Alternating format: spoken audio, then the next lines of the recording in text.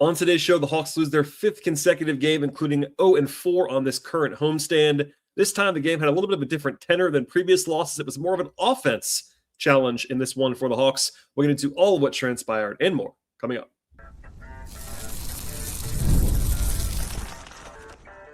You are Locked On Hawks, your daily Atlanta Hawks podcast. Part of the Locked On Podcast Network. Your team every day.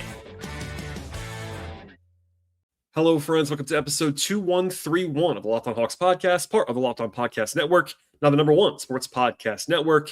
I am your host, Brad Rowland, coming to you on a Friday evening here, a post-Christmas edition of Locked On Hawks. And today's podcast is brought to you by the folks at Game Time. Download the Game Time app, create an account, and use code LOCKEDONNBA for $20 off your first purchase. Terms apply. And today, we'll be diving into what became a 126-111 home loss for the Hawks. Atlanta is spiraling. There's no way around that at all right now. They have now lost 5 consecutive games, 9 of the last 11 games, and they're 0-4 on this current homestand, an opportunity that on paper felt like a good chance for the Hawks to get right. It's been the opposite. They keep losing games that they were supposed to win, in my view, and they're now 5-10 at home this season. And that's a troubling number for a team that had real expectations coming into the season. This is the first time the Hawks have seen the Heat this season, which is a little bit strange. They play 4 times a year because Miami is a divisional opponent, a rival of sorts, and they play kind of an odd style. But look, the Hawks were the healthier team in this game as well. The Heat were without 2 of their more prominent players, and Tyler Hero, Bam Adebayo. The Hawks were favored according to our friends at FanDuel, and they just could not take care of business in their home building, which has now been a familiar refrain. The Hawks have been in the driver's seat, at least according to the FanDuel projections, in each of the last couple of games. They just have not been able to win them. And for me, beyond the obviously troubling nature of 5 straight losses and a 15-17 record for the Hawks right now, that's the big kind of big bold-lettered flashing lights to say, hey, this team is just not playing well enough, and they are falling well behind the pace that they were supposed to be on at this point in time. As far as this game is concerned, it was a bit of a different tenor to this one. If you follow the games earlier this week against Chicago, until the fourth quarter of the second game against Chicago, it was mostly all about the defense. The Hawks played very well on offense in, I think, 7 of the 8 quarters against Chicago, generally speaking. Then it was kind of a combination of the two in the fourth to blow a lead and have really one of their more like befuddling losses of the season on Tuesday. After the 2-day break for Christmas, they came out today and had one of their worst offensive games in recent memory. And certainly, I know there was a lot of attention paid to the defense. I will always give you the more context that I possibly can. And yes, it was a high-scoring game, 126-111. If you only look at that, you're going to assume probably that the defense was the problem. I get it. But I'd like to give you the next step down of analysis. This is a very, very fast-paced game. The Heat are number 1 in the NBA in pace. And that led to more raw point total, but it was not because of the offense or defense and all those things. What I would say is, trust me on this. I am not saying the Hawks were great defensively in this game. They were not. But it was better, and the results were very, very clearly slanted toward the offense being the bigger problem in this game. Atlanta came into the night 14-3 when they allow a 116 defensive rating or better. What that means is the Hawks, 116 means per 100 possessions. So basically the Hawks allowing 1.16 points per possession or less, they tend to win. They were 14-3 coming into the night with that figure. Now it's 14-4, which means they did their job well enough on defense. Again, more of that to come in a second.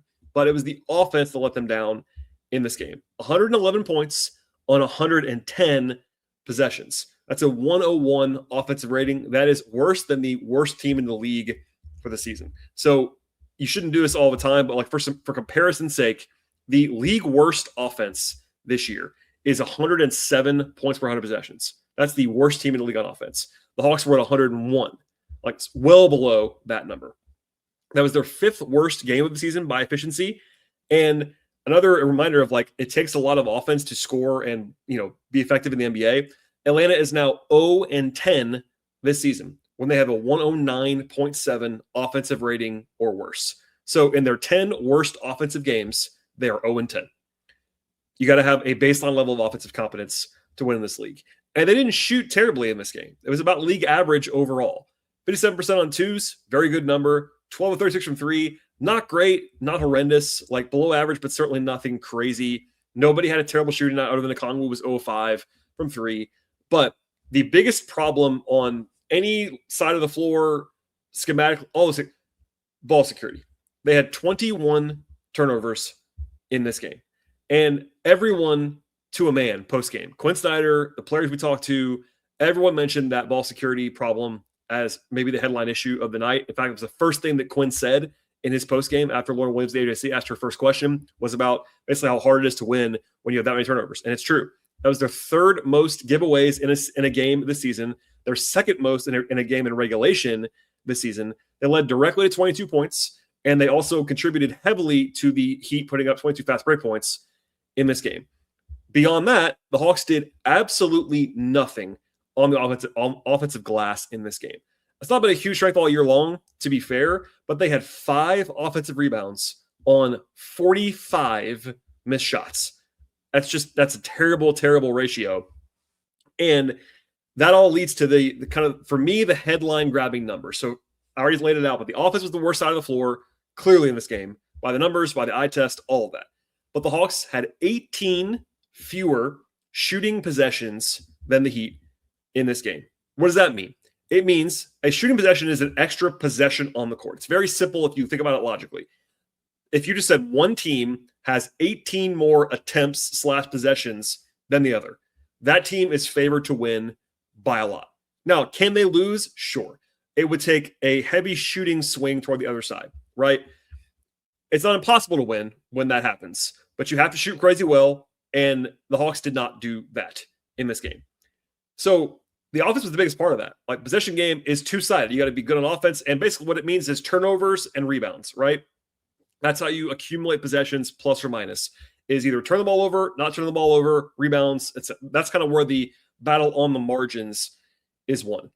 And the offense was the worst side of the floor, but they also didn't do a lot of havoc creation or rebounds or like possession grabbing on defense. They created 12 turnovers on defense. The Hawks are now 3-11 this season when they don't force at least 16 turnovers. This is a team that is reliant defensively on creating havoc, and they just didn't do that enough in this game. Dyson Daniels had 2 steals. The team only had 6 in total. Also only had 5 block shots. So not a lot of chaos being created by the defense in this game, and that did not help things. Also, I will say it's kind of funny. The Hawks' single biggest weakness by the numbers this year has been defensive rebounding. They've been bad all year long, like bottom 5 in the league in that category. They're too small. I did a whole segment 4 days ago on this podcast about how the Hawks' current roster, Sans Porzingis, all that is just too small. They're just too small across the board. It's true. But they actually had a decent game on the defensive glass by the numbers. But when you do nothing on the offensive glass, you still lose the rebounding battle. And again, you throw it all in the mix, and the other team takes 18 extra possessions, and you're just going to lose more often than not. The Hawks actually shot the ball better in this game on the whole than the Heat. And they lost by 15 points because of all the possessions that were just not there for the Hawks. And like I said, just to be very clear, defensively, Atlanta was not awesome. They dodged some bullets in this game. They were better. I'm very convinced. After watching the game again, they were better than they were against Chicago. Full stop. They were better. But they weren't great. And for example, the Heat took 47 shots at the rim, according to Cleaning the Glass, in this game. That is a crazy high number that you cannot allow. Now, they missed a lot of those, and some of that was defense too. Mo Gay was really good around the rim, etc. when he was in there in a small sample size. But the Hawks were not pristine defensively. I'm not arguing that they were. But on this particular night, it was the offense. If you want to zoom out to say the last, and I've been saying this for a week now plus, the last 3.5 weeks, which is the Hawks basically going 2-9 in the last 11 games, defense has been the bigger problem by far. And I'm not saying otherwise. Pre-Trey coming back, with Trey on the court, all of it, defense has been the problem. He's not the only problem, as we'll get into again, and I think the numbers definitely bear that out. But big picture, defense, bigger problem. Tonight, this game, this loss, their 5th game in a row, home loss to Miami, this game only, it was the offense. And I'm not even sure it was close. So That doesn't give anybody solace. The Hawks did not play well enough to win in this game again. And it does beg the question, like, what is going on here? And it's a lot of things. I think there's some negative variance. The Hawks are not making shots in the way that they were earlier this season at times. Defensively, they are struggling. Is there coaching blame to go around? Sure. Is there personnel blame to go around? Sure. Is there lineup blame to go around? Sure. It's a lot of different things. It is. And that's not satisfying. It's way easier when you can just point to say this one thing is going wrong. And people are blaming Quinn Snyder. People are blaming Trae Young. People are blaming even Jalen Johnson's getting some heat right now. I get it. There's blame to go around. And no one is blameless. Quinn's not blameless. Trae's not blameless. Okongwu's not blameless. Name whatever player you want to. Everyone should take some blame for how this is going. No one, not even the guys who've been awesome this year, like Nickeil Alexander-Walker's been awesome this year, hasn't played that well recently. Like, there's not really a single player that's without blame for this downturn in performance. But it's not one thing either. So that's not satisfying. I wish it, honestly, it'd be easier for me to come on and say the Hawks are one tweak away from winning 5 games in a row instead of losing 5 games in a row. That's not where they are. I'm also not going to come on the podcast and tell you that the sky is falling and that they can't rebound from this. It's not going well. And I think if you ask me right now what my projection would look like compared to what it would look like 2 months ago, it is lower. It has to be lower. When you have a 32-game sample size and you're sub 500, that is the reality is you're not playing well. You're not doing what you're supposed to be doing. And yeah, they miss Porzingis. They do. But that was part of the plan. They were never going to have him all the time. It is what it is. They're too small, all those things. But it's dire, and I'll get into this a little bit later on. For the Hawks to not have a 9-game losing streak, they have to pull an upset in the next 4 games. Unless something crazy happens with injuries, the Hawks are going to be underdogs in the next 4 consecutive games after this. They've already lost 5 in a row. They have to play the Knicks tomorrow, underdogs in that game, almost certainly. They have to go to Oklahoma City, underdogs in that game. They have to go to the Knicks after that, underdogs in that game. T-Wolves on New Year's Eve, probably underdogs in that game as well. And look, they were favorites in these games, so nothing's guaranteed anyway. But it's a 5-alarm fire at this point. And nothing's ever a must-win. I always say that in December. I still stand by that. But you can't keep stacking losses. There is some forgiveness in the Eastern Conference. If they're in the West, it would be like dire. It's still bad now. Don't get me wrong. But they're not dead by any means. But if you want to be, nihilistic about how this is going, I can't blame you. I am certainly more level-headed than most people are. And part of that's that I'm not as emotionally wrapped up in things. I'm covering the team, not just living and dying. It's bad, though. I'm not going to tell you otherwise. I'll give you the context. I'll give you more nuance and tell you that's not one thing or this thing or whatever, but it is not going well. And to lose 5 games in a row in this fashion, to lose the first 4 games of a homestand in this way, when they had some advantage matchups, that's not what anybody's looking for. And yeah, the heat is on. Like, people keep asking me if Quinn Snyder's on the hot seat. I don't think that's the case, but I'll tell you one thing. What does provide, when guys get fired, when guys get traded, when big things happen is when you start losing games that you're not supposed to lose. And when the heat is turned on because your standings, you're falling in the standings. If expectations are the biggest thing. So I'll say this to end this first segment. If you come into the season with real expectations, and the Hawks did, and you fall short of them, that is when the heat turns on. So, like, nobody's blameless.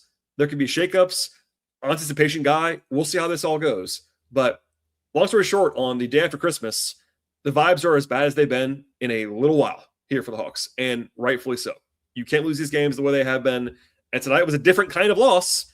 I don't know if you find solace in that or not, but it is what it is. And they have exactly 20 hours to fix it because they play again literally tomorrow in the same building. So if you're new to the podcast, what we do is this first segment is kind of big picture. In a second, I'll talk about how this game unfolded, my more nuanced, more granular analysis coming up. And then at the end, a player-by-player breakdown of who played well, who didn't, etc. in this game. We'll get into all that and more in just one moment. What if sports were traded like markets? Now you can put your sports IQ to work in real time with Robinhood prediction markets. It's not you against the house. It's you participating in a live market. You can buy or sell your positions live all game long. Use your sports knowledge in the moments that matter. Robinhood prediction markets changes the game. It's people moving the action. So when momentum shifts, you can move with it. I always knew the game, and I never had a dynamic way to apply that knowledge. Now I can actually take part live in a market powered by people. You're no longer just a spectator. Play by play, you decide. Trade every play with Robinhood. Now available across the U.S. Download the Robinhood app now to begin. Futures and cleared swaps and trading involve significant risk and is not appropriate for everyone. Event contracts are offered by Robinhood Derivatives LLC, a registered futures commission merchant and swap firm. The season is heating up, and DoorDash has a way to keep fans in their bag the whole way through. Whether you are just watching highlights or checking out tunnel fits or mounting your favorite players, DoorDash makes the entire season more fun for you because every single player has their bag. And with DoorDash, fans can have one too. DoorDash helps you keep your snacks stocked, your gear fresh, and your watch party vibes are absolutely on point with DoorDash as well. When there are nights when your team stresses you out, like maybe today, if you're a Hawks fan, you can let DoorDash become your booking therapy because sometimes you just need dessert or a meal or whatever right this second. If you suddenly need chips at midnight, DoorDash is built exactly for that as well. And if your group chat says to pull up, DoorDash make sure you're actually prepared to do so with snacks, cups, even a phone charger. If you have that friend that's always at 2% in their battery, it's all there for you at DoorDash. And for me, when I'm covering a game in person in the evening or when I get home or whatever, I'll dial up DoorDash as my go-to for dinner or snacks with a ton of different favorite spots in the rotation for me. From tip-off to overtime, stay in your bag and order on DoorDash. Get snacks, drinks, gear, food, etc., whatever you actually need to get through the season, and you can all get it delivered right to your door with DoorDash. DoorDash in your bag all season long. I think it was always make a Locked On Hawks your first listen each and every day. You already live the Your Team Everyday mindset, and now if you want to take it up a level, if you prefer, by going ad-free and joining the Everydayer Club today, go to LockedOnHawks@Supercast.com to learn more. And today we'll be diving kind of back into how this game unfolded. It was not pretty along the way. The Hawks did lead this game at one point by 2 points, but for the most part, they were on their back foot most of the night. They were down 11-4 to begin the game. The Heat made their first 4 shots. The Hawks were throwing the ball over early and often. Atlanta did have a stretch in the first quarter where they scored 5 straight times to erase the deficit, but it was not ever terribly pretty after the first few minutes. Rotationally, there was one surprise, not a huge surprise, but a notable change. Luke Kennard did not play, and he was healthy. That is a notable change. Quinn Snyder was asked by John Hollinger of The Athletic after the game about that. Quinn gave a traditionally non-answer, like about how it's hard to play 11 guys. But the reality is they played Keaton Wallace over Luke Kennard. Now, Keaton played 3 minutes, so very limited time. They essentially played only the 3 guards plus Vit Krejci. It was Trey, Nikhil, Dyson, and Vit for the vast majority of the backcourt minutes in this game, which is not unreasonable by any way because Kennard's not playing well this season. I think Kennard is better than Keaton Wallace. That's not a huge bar to clear. Regardless, it was a different rotation to some degree. Now, there was a lineup early on. They were actually playing their best, maybe one of their best possible defensive lineups. Dyson, Nikhil, Zach, Jalen Johnson, who has struggled this year defensively, and Mo Gay. And they allowed a 6-0 run instantly with that group, which is kind of funny. But they did have a 9-0 run offensively in about a minute. They actually hit three threes in a row if you factor in a 3-point play by Jalen. I liked late in the first quarter, they had a lineup with Trey playing with Mo Gay and Okongwu, and that kind of maximizes all parties involved. You got Okongwu and Gay together to help Trey defensively.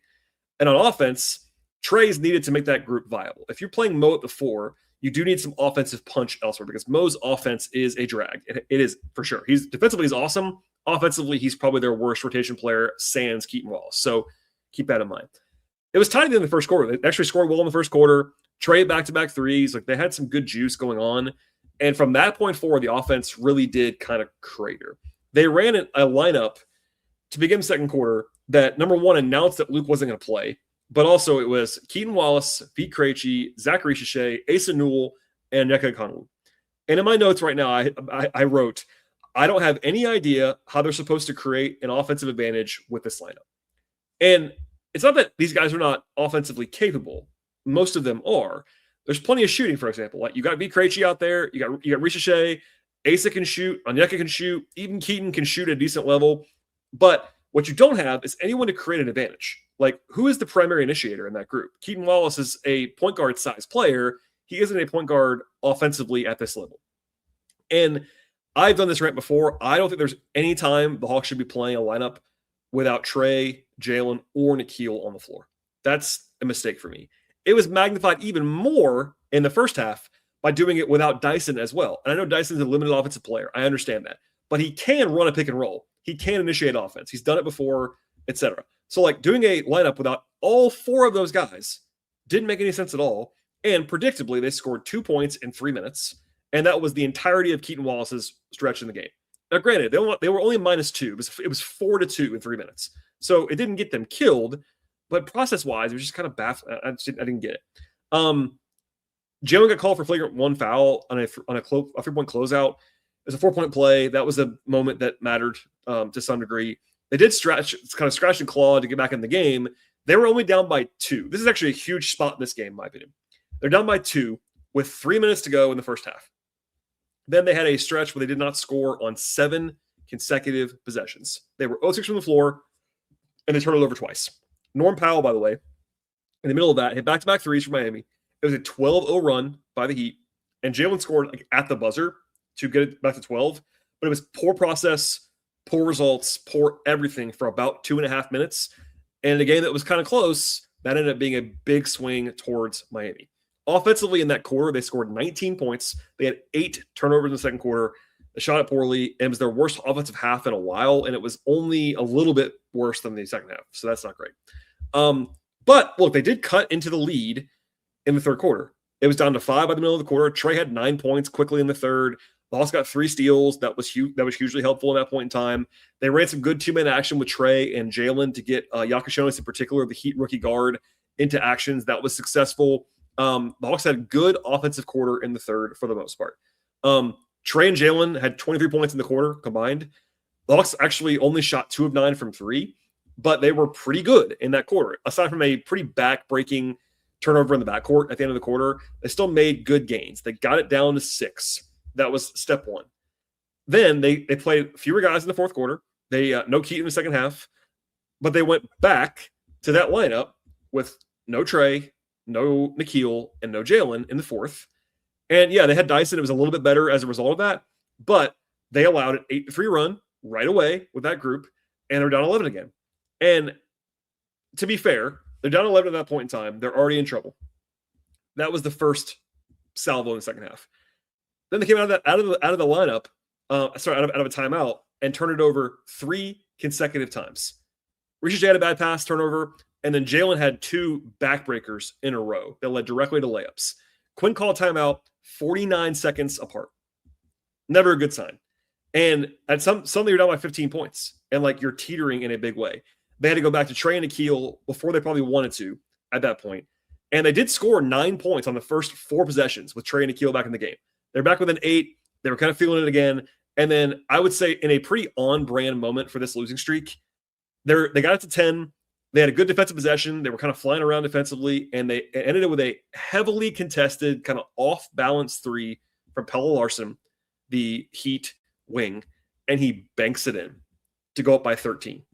And for me, it was like, all right, this game's over.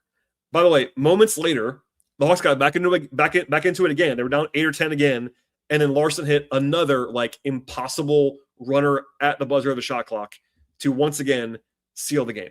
And by the way, Pelle Larsson had his career high in this game with 21 points. Like that was kind of on brand in a lot of different ways for this game. But the run never came. The Hawks were within 8 a couple times late in the game. I'll get into this more later when I talk about individual player stuff. When the Hawks had their guys on the court offensively in this game, and by the way, when I'm saying their guys, I really mean Trey and Jalen for the most part is who I'm referring to when they actually had their guys on the court offensively. They had pretty respectable numbers when Trey and Jalen were playing. When they weren't, the offense completely fell apart. And granted, it was only, I don't know, it might have been 10 total minutes with those guys both on the bench at the same time, but those minutes really bit them. For example, like Trey, and look, they might have lost the game anyway. Trey was -1 in 32 minutes. That means they were -14 with him off the floor. And that basically came from them being unable to score. They had about an 80 offensive rating with Trey on the bench. Now, defensively, they were a little bit better with Trey off the floor. Naturally, they usually will be, but not by nearly enough to offset that. So there was little things here, lineups there. I'm not trying to overweight any lineup decision. I thought Quinn had some poor lineup choices in this game. I fundamentally do not get it why they keep doing the no Trey, no Nikhil, no Jalen lineups. It doesn't work. It hasn't worked. I understand the theory of the case that maybe they want to have those guys well rested to kind of prioritize winning minutes a lot when they're. I get it. I don't agree with it. That's one thing. I'm also not a head coach, so I understand. But like every time they got back into it, they'd have a stretch where they had bad. So I'll stop here to say the end of the first half, that 3 minutes where they were minus 12 in about 2.5 minutes was a huge, huge swing. And the other one for me was the first 4 minutes, 5 minutes of the fourth quarter when they went from, they got all the way back in the game, and then you go to a bench lineup that gets killed. And then even when, to be fair, even when they brought in a couple more guys, not Trey Nikhil, but I wish Jalen come back in, they had the 3 consecutive turnovers. And that, for me, was like the final nail, even if the Hawks weren't done at that point. All right. There's more to get to in a second, I promise, when it comes to the player-by-player evaluations and look ahead to tomorrow and more. And it's coming up in just one moment. It is basketball season right now, and there's nothing like actually being in the building for these games. The energy, the crowd, the first big run that makes everybody get on their feet. Fans want to be there for those moments. They actually don't want to be stuck refreshing screens or guessing what tickets are actually going to cost. And that is where the Game Time app actually comes in to be a huge lifesaver for you. At Game Time, they give you the fans the advantage back, honestly, making it incredibly easy to score amazing tickets, fast, simple, and without any of the guesswork. Browsing the app with Game Time is straightforward and intuitive. You can find the tickets that you're looking for in just a few taps. You actually see the actual view from your seats before you buy the tickets. That makes it really easy to have the whole entire experience. You can be confident in the process as well. Prices can also include fees up front. So the total is actually clear when you start, which is a nice surprise for if you've used other places in the past. Get to actually has zone deals as well, and that helps you unlock to great seats at even better values, whether it's an NBA game, NFL game, baseball, etc., or another live event. Everything is right there for you in one place. Take all the guesswork out of buying tickets with the folks at the Game Time app. Download the Game Time app, create an account, and use code LOCKEDONNBA. That's LOCKEDON-NBA. That's code LOCKEDONNBA for $20 off your first purchase with Game Time. Download the Game Time app today and get in on the action. Have your health or family needs changed lately? Georgia's got you covered. Georgia Access is our state's marketplace for Georgians to compare, apply, and enroll health insurance plans that offer the best value for their individual needs. Open enrollment is happening now. Visit georgiaaccess.gov today. That's georgiaaccess.gov. Georgia Access, health insurance for Georgia by Georgia. All right, we'll dive in now to how the individual players performed in this one. Obviously, a 15-point loss at home. Nobody's going to be covered in glory in this one. I'm not saying otherwise. 10 guys played. Keaton Wallace, 3 minutes. Did not score. 2 fouls, 2 turnovers. It was a rough one for Keaton in particular on offense. People keep asking me, like, would you play Keaton or Luke? My answer is honestly neither. In a game, as long as you have Trey, Nikhil, Dyson, and Veet, and Zach, you don't need to play either of Kennard or Wallace, in my view. Now, I know Luke Kennard has like a 0% approval rating. I totally get that. He's not played well. I talked about that extensively earlier this week on the podcast. I think Luke is a better player than Keaton. I would also like, if you're going to play one of them, I would play Luke. I'd also play him with Nikhil or with Dyson in the backcourt. That'd be what I would do. The worst thing you could do is to play Keaton and have him be the primary initiator, which he was in his minutes. That's not even his fault. He's not capable of doing that. So, little things here and there. I was fine with Kennard not playing.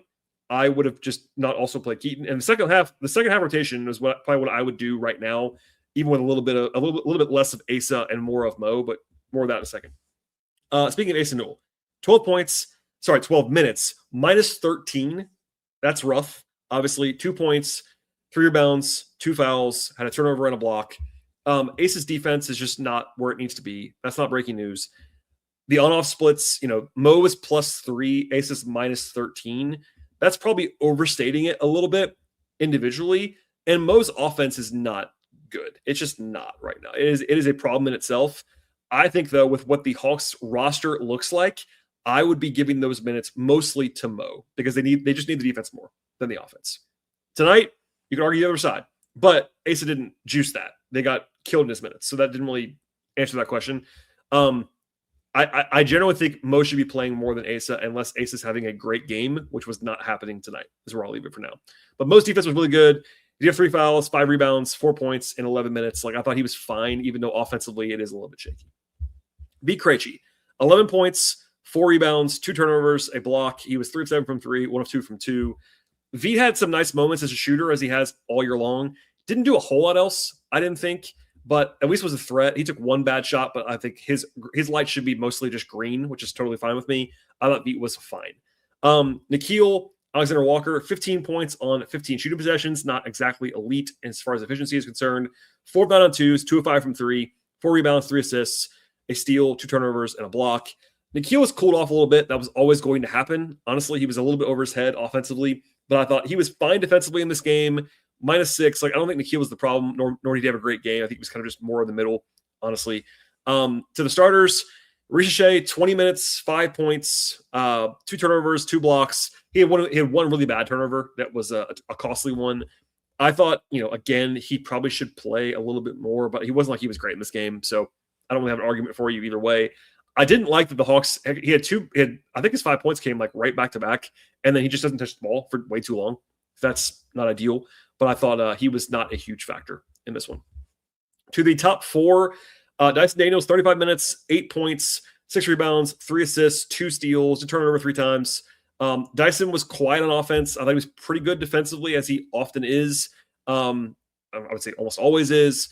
Definitely bothered Norm Powell at times. Made some plays defensively, offensively, kind of quiet. I would say notable to me that he came off the injury report and wasn't listed at all. I would guess he's probably not 100% healthy, but he was just fine. I don't think he was great, nor was he bad. Okongwu had a rough night, 12 points. He was 5-11 on 2s, 0 of 5 from 3, 8 rebounds, 4 assists, -15 in the game. I keep saying this. I listened to the whole segment that I did 3 days ago on the show. I talked extensively about the Hawks being too small and Okongwu having to play far too much. So on a short version of that is Okongwu shouldn't be playing 35 minutes a game. Right now he has to. Both those things can be true at the same time. If they had KP, or if they had even in Folly Dante, you could argue that they could probably play Okongwu less. He's probably getting worn down. He's being overstretched, but they just have to play him because he's the only one that can give them some semblance of two-way play at center. Moge is more of a 4, and offensively is pretty much a 0. Asa Newell is more of a 4, and defensively is pretty much a 0. Okongwu is not playing super duper well right now. I'm not saying otherwise. I understand he's not 7 feet tall. I get it. But he's got to play a lot. That's the reality. And he wasn't great in this game. Jalen and Trey. So Jalen Johnson, 24 points, 10 assists, 9 rebounds, 4 turnovers. I thought Jalen's defense continues to be really, really shaky. Like, lots of mistakes, lots of breakdowns, giving up, Pelle Larson kind of giving it to Jalen is not what you want to see, generally speaking. But he was 9 of 11 on 2s. Like, he got to the rim. Offensively was generally pretty good in this one. 10 assists, moving the ball well, like, was mostly good Jalen on offense. Defensively a little bit shaky. The turnovers, it's going to happen. Trey, 30 points, 6 assists, 4 turnovers. Like, those two combined for 8. That's more than you would want, even for high usage players. Trey was really efficient as a shooter. He was 3 of 8 on 2s, but 5 of 8 on 3s, got to the line 9 times. Like, the two of them combining for 54 points, 16 assists. Like, you can't really ask for much more of them offensively. But it was, like I said before, the non-Trey, non-Jalen minutes, they just got rocked. And maybe that's the trade-off. I sort of teased this earlier, like, the theory is that if you're trying to make the argument for why they would sit together at the same time and with Nikhil, is that you're so good when they play together that offsets that. That hasn't been the case. So defensively, the Jalen and Trey minutes together have not been very good. Offensively, they have been. There's something to be excited about. I think I'm not going to spend my entire day every single day. I may make fun of it during the game, but there's just wars going on social media every moment of every day about Trae Young. I think Trey has looked pretty good offensively since he came back. I think Trey is always going to be an active negative on defense, and that's where things have been for a long time. I think that it's also worth acknowledging that the Hawks were 2-5 in the previous 7 games before Trey came back. He was, again, they were much better with him on the court in this game, but he also isn't solving the problems. Like, all this can be true. It's not Trae Young's fault that they are losing. I stand by that, like, 100%, and the numbers back me up on that. It's also fair to say that your $50 million max player should be driving more than he is. That's also fair to say too. So there's nuance all around. At minute 35 of the show, I'm not going to be going into this in even more depth, but like, what I won't do is have these like binary conversations about how Trey's terrible or Trey's. No, he's playing really well on offense. He's giving some back on defense. The Hawks are better with him on the floor recently than off the floor. He isn't the reason. Every time someone tweets out a record, context is needed, but it does And look, with every loss, I'll end here, with every loss, the questions are going to rise and rise and rise about future team building. That's different than right now. Like, the Hawks winning games today and the Hawks building their team for the future are different. They're related, but they're different things. And right now, they are better when Trey is on the floor. For the future, you could certainly argue, and people are going to argue, and I'll have that conversation, I already have a million times, about how you might use that money differently and whatever. That's a different conversation than the actual game tonight. The game tonight, the Hawks were notably and very, very clearly better with him on the court. And they got killed with him off the court. It is what it is. All right. That's all I have on the show for the actual game. Quickly, the Hawks play tomorrow, or as you listen to this podcast, probably today on Saturday. They place the Knicks.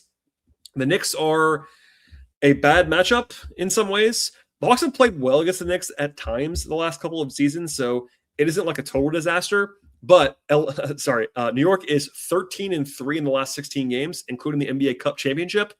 So that's not great. They're playing well right now. Also, it's a rare 8 o'clock start in Atlanta. Keep that in mind for scheduling purposes.